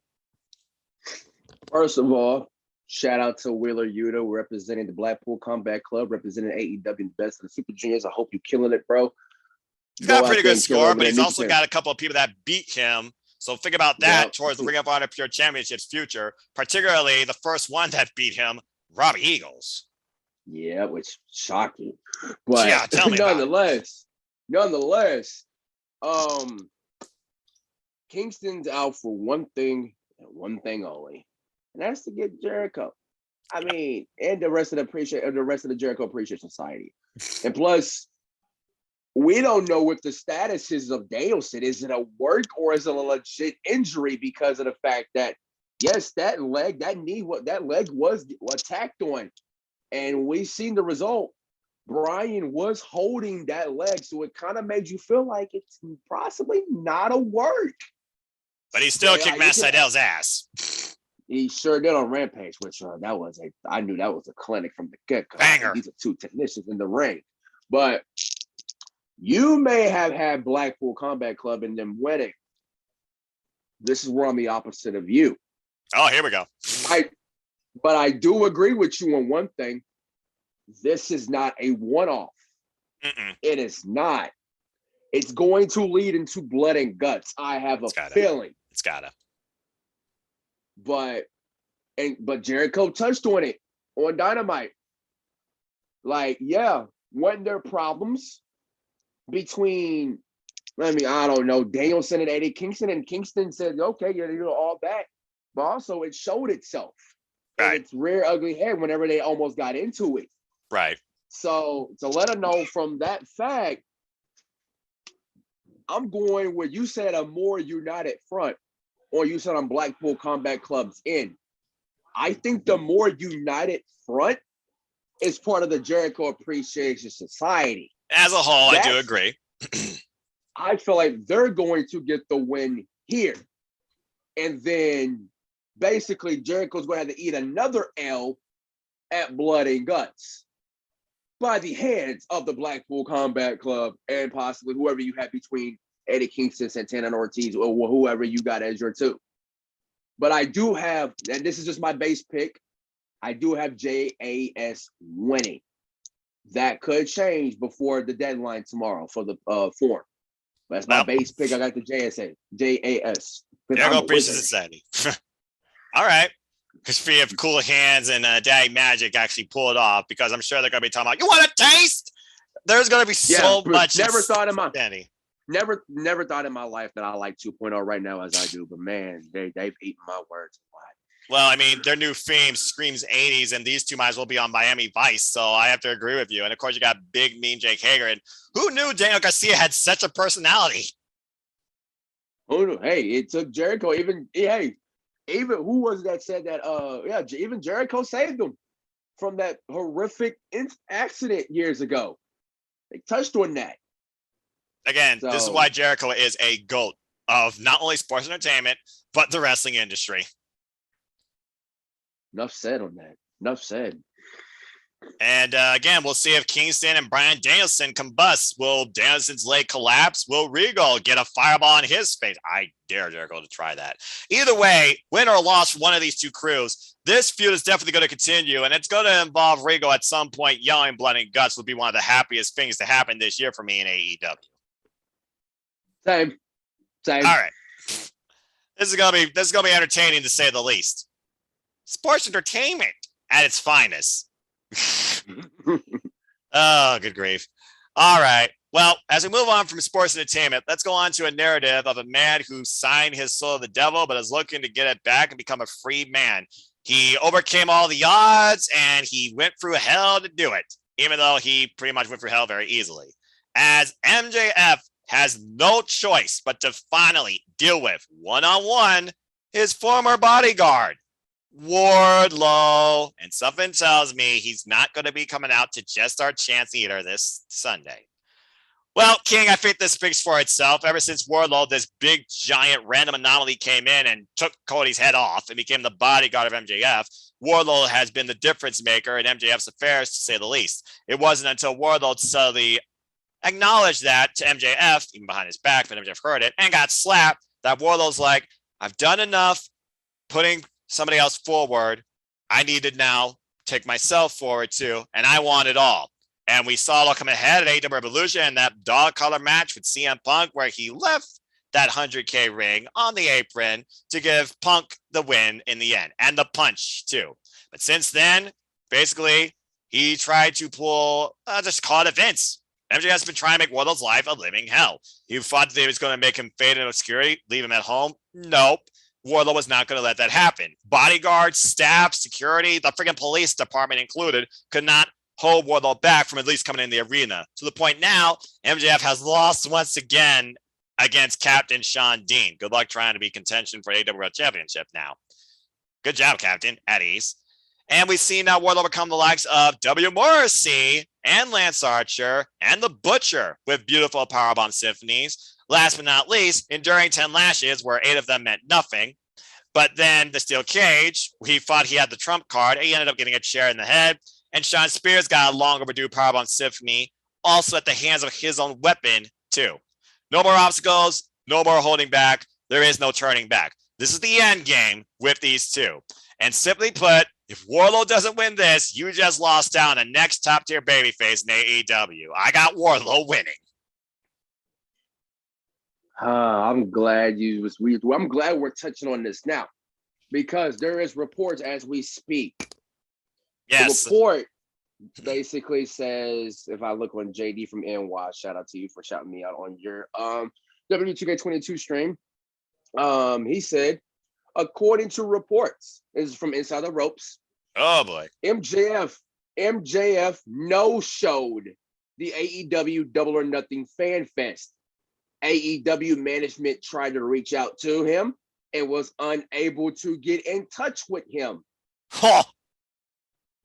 Oh. Now, this plays a wild card because we've heard the reports. We've heard MJF's frustrations. Yes. Now, with this, I don't know if we're going to get that match at Double or Nothing tomorrow night. I don't know. Mm-hmm. That's the reason why I'm like, is this even a work anymore? Or is this real life? And there is really heat to where we're not going to be able to get this match on Sunday night.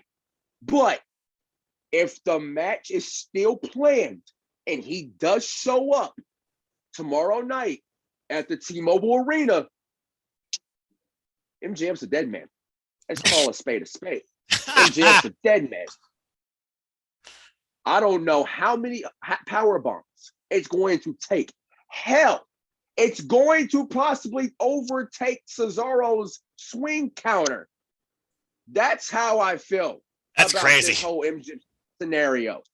Oh, I'm pretty sure Wardlow could do it. I'm not going to deny that. I'm sure Tony Schiavone would be the most happiest person on earth.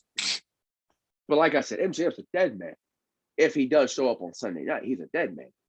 And Wardlow going to have a War Pigs new theme song. And I got Wardlow winning here because this momentum, if we was to call a wrestler of the month, it's Wardlow. It's Wardlow. Wardlow is my wrestler of the month. Bar none.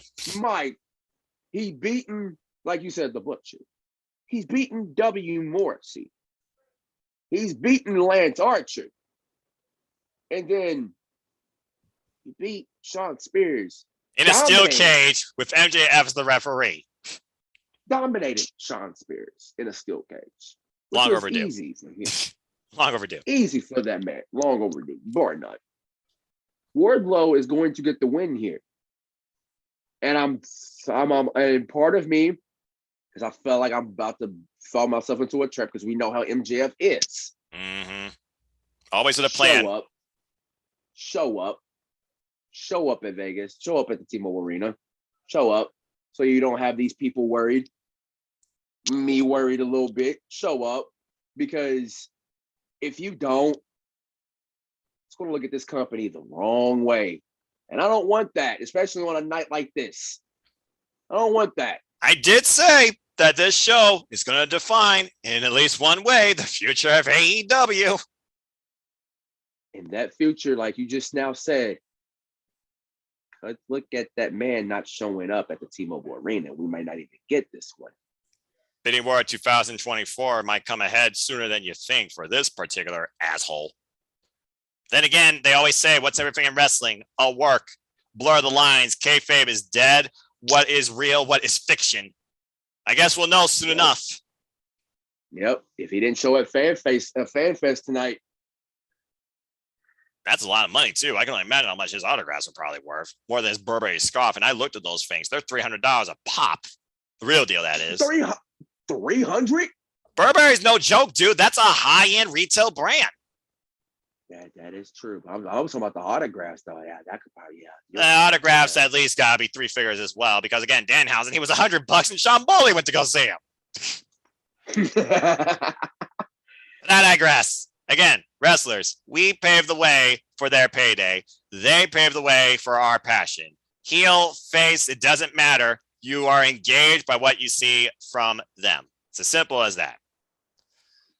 But yeah, Wardlow, he's a free man. He is going to have a resolution. He's going to have probably an out-of-body experience getting his hands on MJF, which I feel no matter what is going to happen. But again, MJF is a man with a plan.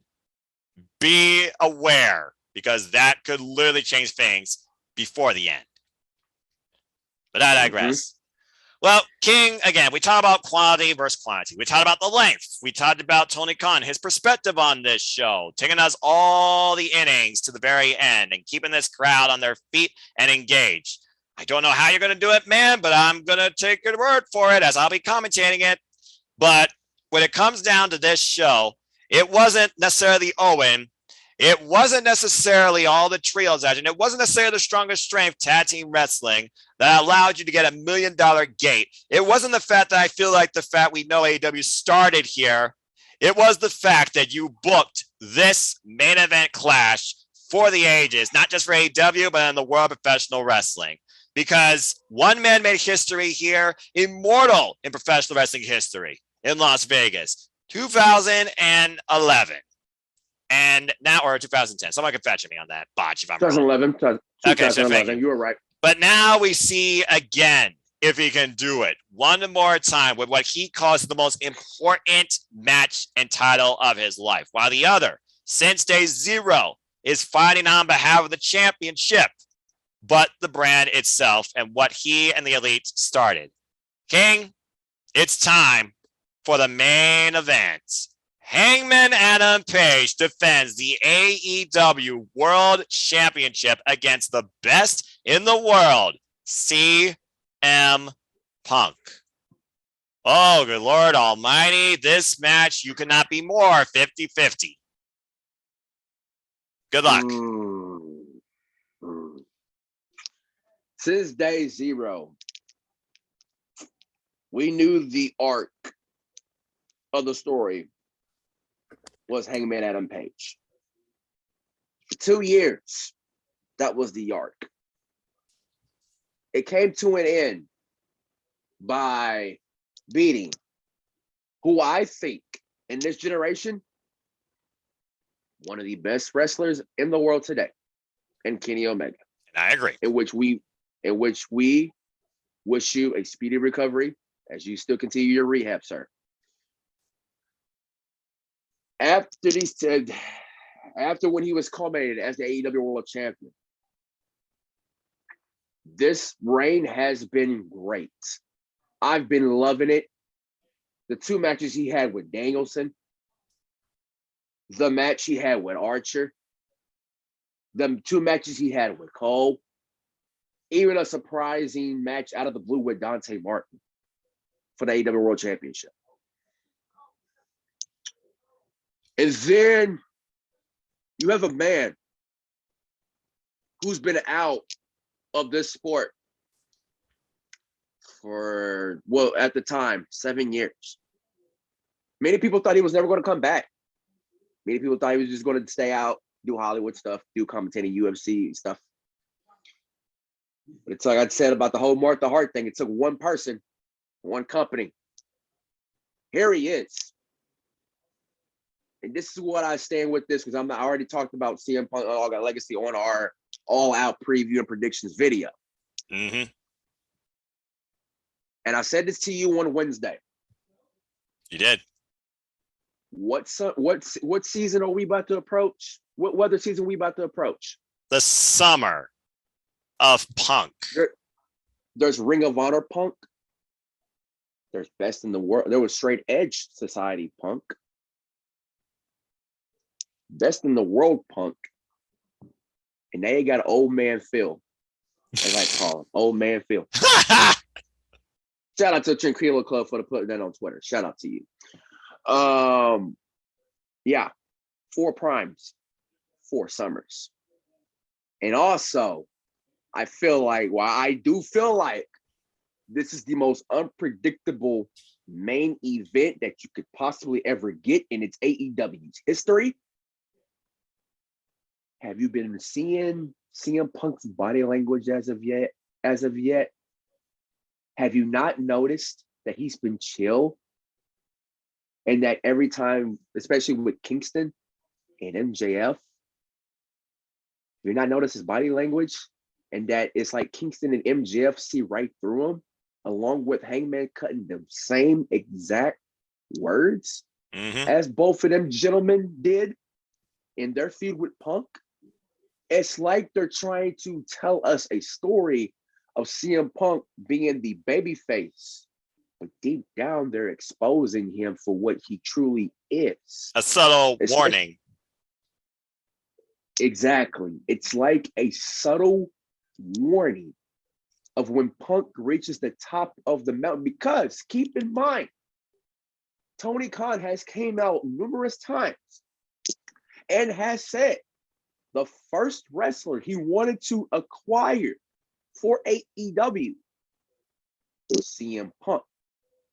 Now its colors are starting to show slowly. And now I feel like if he wins tonight, not tonight, Botch. I want Double or Nothing. I want Double or Nothing to be here already. Come on now. It'll be here soon enough. We're less than 22 hours away. And shout out, by the way, to everybody that's been part of the predictions game for Double or Nothing. My largest predictions game to date. 71 people plus 13 on the team. And as far as everybody goes, this is the most polarizing match I've ever seen being predicted on. The 71 in the galaxy right now is 66% Punk, but a third still believe cowboy shit will thrive. And that's where I feel like if Punk wins tomorrow night, them true colors are going to show big time. Remember the 434-day reign? Absolutely. I feel like those traits will come into play. So, and it won't be undermined this time by The Rock or John Cena. But also you have Hangman to deal with too, who has been on a good championship run. And it's also like if Punk can't get it done, if Brian couldn't got it done, Archer couldn't get it done, Dante couldn't get it done, and neither Adam Cole baby could get it done either. And Punk doesn't get it done tomorrow night. Who do you have as a top name? There's a lot. Kenny Omega when he recovers, if that's all. There's a lot of top names in that company since Omega's been rehabbing that you could possibly dethrone Hangman Adam Page if Punk can't get the job done. I did say Pac and Hangman have history. And there's also another name I could throw in there too, and we just got through talking about him, Eddie Kingston. But as far as tomorrow night goes, I'm sticking with this is another pick that I'm going to stick with besides the Young Bucks pick. I'm gonna join that 66% of that galaxy. I am going with Punk. And that's whenever I feel like CM Punk is really going to show his true self. And that basically played us like a fool. And become the extraordinary heel that we know he can be. I'm going with Punk to dethrone Hangman, and we are going to have a new AEW World Champion. All righty. Well, that was an incredible backstory that you told. Again, the solidness of Punk and the seasons that has repeated, but also the just execution and presentation. Because yes, and CM Punk came on the scene. Let's talk about that. He started off with Darby Allin, and then he moved on to the likes of MJF. Not only had a promo of the year with the man, but 2 match of the year type candidates. And then, of course, we've seen between that time, he's been putting in the constant work of the likes of QT Marshall, John Silver, including buckshot luring that man's head off, and then that wild fight with Eddie Kingston, who I still believe to this day, Eddie Kingston and CM Punk truly hate each other. Yeah, let's call a spade a spade. Yeah, I'm just saying. And then him and Adam Page, who's been there since day 0 and day 1, and he and MJF were involved when that title was first presented, not only in the Casino Battle Royale where Heyman won it in the end, but came up short to Chris Jericho. And then we saw the title move forward through the likes of Jon Moxley and Kenny Omega, where in the end, he came over Kenny Omega. I look at the future. I don't know whether or not All Out's in Chicago. Forbidden Door is next. We know that is. We don't know what our marquee selling match will be and why people have thrown every what if possible, from Switchblade Jay White to Kenta to even Kazuchika Okada, which, might I add, is a particular person that CM Punk wants and Okada wants too. I look at the future. I figure about Forbidden Door before All Out. I figure about what is next, what will be AEW. Heyman right now, he is in the fight of his life. He says he's not fighting on behalf of the championship. He is fighting on the brand. I think he suddenly saw everything that you just summed up.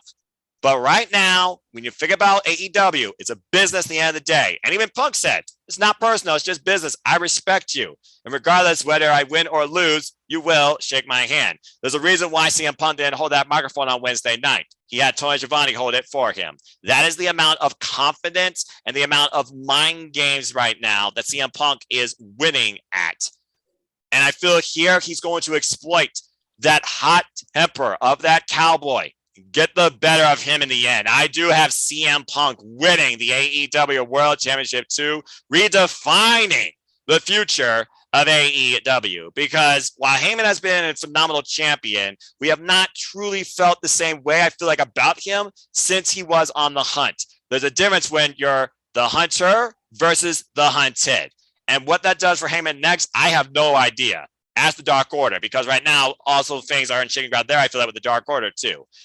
But for me, I think that CM Punk will redefine not only professional wrestling, but AEW as their champion too. And whether or not it's somebody at Forbidden Door, whether or not it's MJF revisit and he becomes the first of the 4 true pillars to hold the AEW World Championship, keep that in mind. Someone tell me right now there is an amount of phenomenal unpredictability with CM Punk as the head face of this company. Heel or face. I have CM Punk winning too. And closing out Double or Nothing, not only the best in the world, but the AEW World Champion. You said closing out, right? Allegedly. As in, okay, I know what you meant by that, but I'm also going to use that as in to close out the show here. Well, considering what happened at AEW Double or Nothing 2019, I almost wonder where you're going. CM Punk's in the ring. Right? Yes. He's celebrating. Yes. Confetti, and I took this from Joseph Conlon, our fellow podcaster. The proper podcaster. Yes. And I watched his take on he posted on his Twitter. Shout out to you, Joseph. And he just it injected this into my head. So I'm gonna take what he said. I'm gonna put it here on this video here on this episode. Shout out to Eric with his perspective too in the Wrestleverse. Yes. Shout out to you. Shout out to him as well. Go check out Indigo. But continue. Well. All the family of ATW. Yes, all of the family of all of us. The confetti comes down, but there's a dollar bill. He grabs the dollar bill. Oh, here we go. And all of a sudden, the coin drops. And then you hear the first few notes of this theme. And then all of a sudden, you have another seed planted for Forbidden Door, June 26th. If Okada shows up at Double or Nothing, I will break something in this room with the amount of excitement that I will show. I will flip out my effing chair. I kid you not. If the Rainmaker shows up and makes his presence known in AEW, where it all began and where it all is going to continue moving forward through the Forbidden Door, giving us an idea of CM Punk versus Rainmaker, I will lose my shit. I mean, didn't we see the United Empire's own Jeff Cobb and the Great Khan show up on this past Dynamite, making a statement saying that they want the Ring of Honor World Tag Team Championships? You're right, we did. But also on that same note, that is the United Empire that's been more here in the United States and AEW strong, including their leader, who might be recovering from a kidney thing, but I wouldn't count him out either. And he also has called out Punk on Twitter, Will Ospreay. And also to lead on that, why am I throwing this up? Because the guy that originated the GTS has been wanting to put this mocker to sleep his entire professional wrestling career. Kenta. No. That's not it. Chase Owens took it to Twitter yesterday. Oh, shoot. And said it had a Bullet Club hat on in this picture at the airport. Yeah, I wonder what that could mean. He said, what's happening in Vegas this weekend? And I said, Chase, I don't know. I seen your New Japan cohorts show up on Dynamite this past Wednesday. Gee, I wonder what's going on this weekend. So a certain light was. I know where you're going. What ifs? And go back to Ring of Honor with this name too. Who was there during Excursion? Switchblade Jay White, where he did say it is about not just Bullet Club, it is also about the Undisputed Elite, because it's our era. Adam Cole invited his friend in. Who's to say that Jay White will not welcome himself again at the biggest possible opportunity? The bottom line, like I said, is this. In less than 24 hours, the AEW World Championship match, him and Adam Page and CM Punk alone versus everything else on this overstacked card is going to redefine the future of all elite wrestling to a degree. That's all I got to say about that. It's going to be crazy.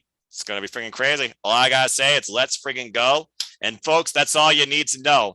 And again, I pray to God this is not as long as WrestleMania 35 because the quality's there, but the quantity, I feel you overdone it, Tony, with all due respect. Tony, you better know what you're doing because you did say you are prepared just in case there was a game 7 between the Heat and the Celtics of the NBA playoffs of the Eastern Conference Finals. I hope you stick to your word and you say for the bigger matches later on down the show.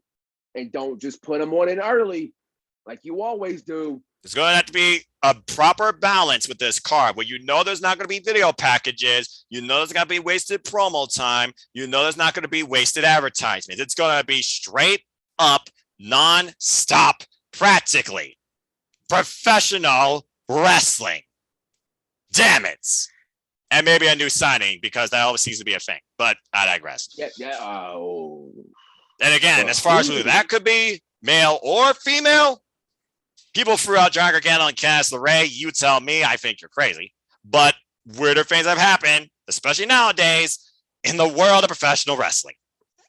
I mean, didn't AEW and TNT's Twitter account kind of botched it? So that kind of tells you right there, maybe? I mean, that tells me they want that, but I don't know if that tells us anything as far as it's going to happen.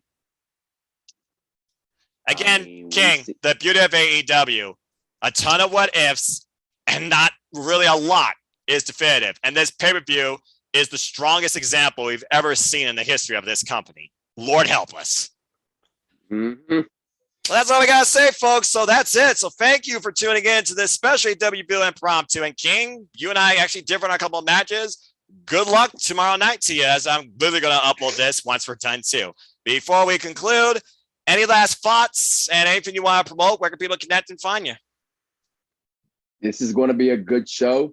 But Tony, next time, quality over quantity. Simple as that. Follow me on Twitter at AMT Roman numeral 23, number 23. Same way with Instagram, but also there's also a dot after the Roman numeral 20, after the Roman numeral 23, ending in number 23. So follow me on Twitter and Instagram. That's where you find most of you there. Keeping it simple, because whose house? His house. It's as simple as that.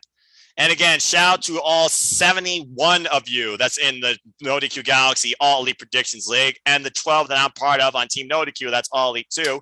Practically near 85 people so far have chosen to be All Elite in this fun affair too. So I hope everybody enjoys the show and have fun with this thing too. But you want to know more about me, know this. I am just a simple man and a lifelong fan of professional wrestling.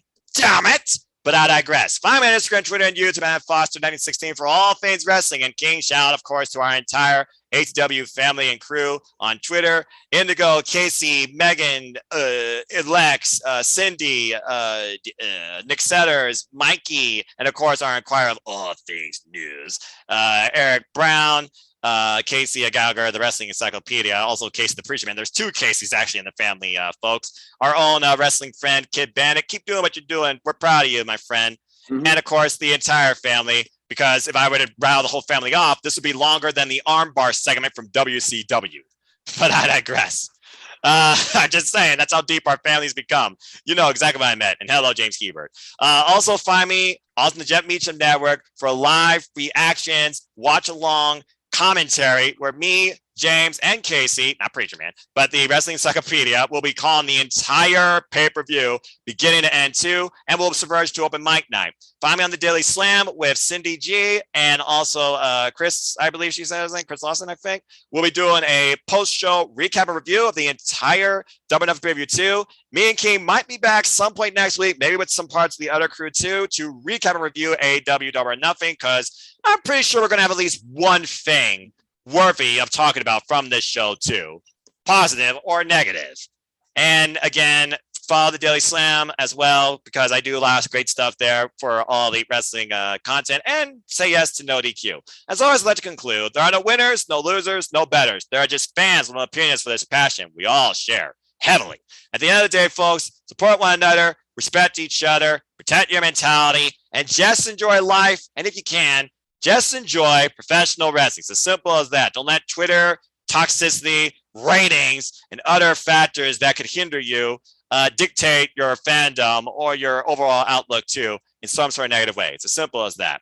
For the entire ATW crew and for King, I'm Noah Foster. Thank you again for tuning in to another ATW View Impromptu. Please like, subscribe, comment, tell a friend, hit the bell notification goes on this channel. Hit the subscribe button. I'll be back to promote In Your House and the Red Crate of Hate later on this week as a live feed. That's what it is. It's a giant red crate. Put milk in it, not people. But I digress. I dare someone tell me otherwise. Freaking thing out of a Mattel playset. All right, I'm getting into a rant, and I shouldn't be doing that. This is all elite content. I'm happy. But that's all I got to say for now. So stay tuned for more on that. I'll be back with more stuff regarding Best Super Juniors. Also, we got Dominion coming up too, King. And June is so loaded with professional wrestling. It's ridiculous. From Forbidden Door to Slammiversary to maybe our field of the next G1 Climax to be revealed too, and so much more. So stay tuned for more on that right here for ATW and through this YouTube channel as well. With that being said, get your picks in, get your rest, get ready for tomorrow night. Make a positive impact in life, as always, and enjoy AEW Double or Nothing if you can, for we are AEW, but we truly are ATW. Have a good night. Gang, I don't know how we're going to survive tomorrow. I really don't. We're going to be prepared, and we got to be prepared. Yep, simple as that. Buckle up.